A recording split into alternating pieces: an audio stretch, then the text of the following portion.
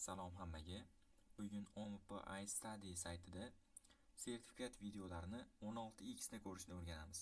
Bu bilan siz vaqtingizni anchagina tejay olasiz. Demak, biz boshladik. Dastlab Chrome brauzerini ochib olamiz. OMP iStudy sayti bizda birinchida turibdi va uni bosib olamiz. 5 million prompterlar, ya'ni OMP iStudy saytiga kiramiz. Saytga kirganimizda tizimga kirish tugmachasi bor, o'shani ezib olamiz. Tizimga kirganimizda avval sizda foydalanuvchi nomi mavjud bo'lsa, shu orqali kirasiz yoki Fan ID orqali ham ro'yxatdan o'tish mumkin.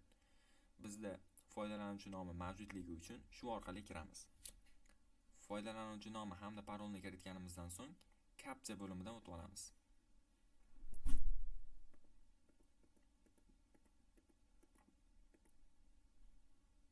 Tizimga kirish tugmachasini yozamiz. Muvaffaqiyatli bajarildi. Biz profil bo'limidan mening modullarimni bosamiz. Kurslarni ko'rish,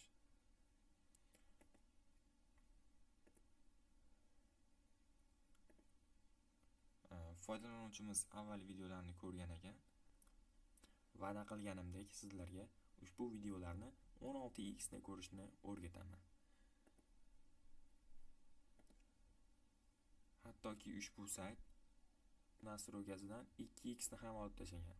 Biz esa ushbu saytni aldaymiz. Videoni pauza qilib turamiz hamda yangi sahifa ochib olamiz.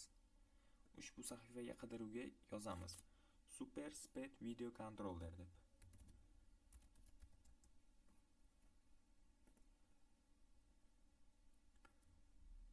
Birinchisi Chrome Web Stories, ikkinchisi esa Super Video Speed Controller. Biz ikkinchisini tanlab ezib olamiz. Hoziroq yukilab olish qilamiz. Hamda o'rnatish tugmachasini yozamiz. Siz rostdan ham o'rnatmoqchimisiz deyapti. Albatta deb ruxsat beramiz. Ilova o'rnatildi hamda ushbu ilova tepada joylashgan bo'ladi. Kirsak mana 100%lik, ya'ni bu 1x degani. 200%lik 2x degani.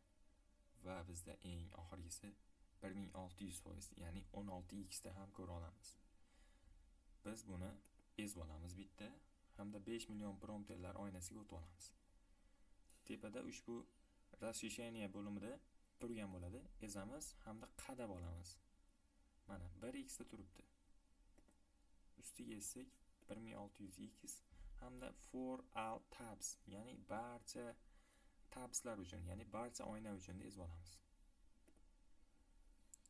Endi ushbu videoni savol tug'ilishi mumkin. Nega pitichka belgisi chiqmadi? Ya'ni ushbu video ko'rilganligini tasdiqlamadi. Buning uchun sahifani bir martagina yangilab olamiz. Ko'rib turganimizdek, sahifa yangilanganida pitichka belgilari chiqyapti. Keyingi videolarni ham xuddi shunday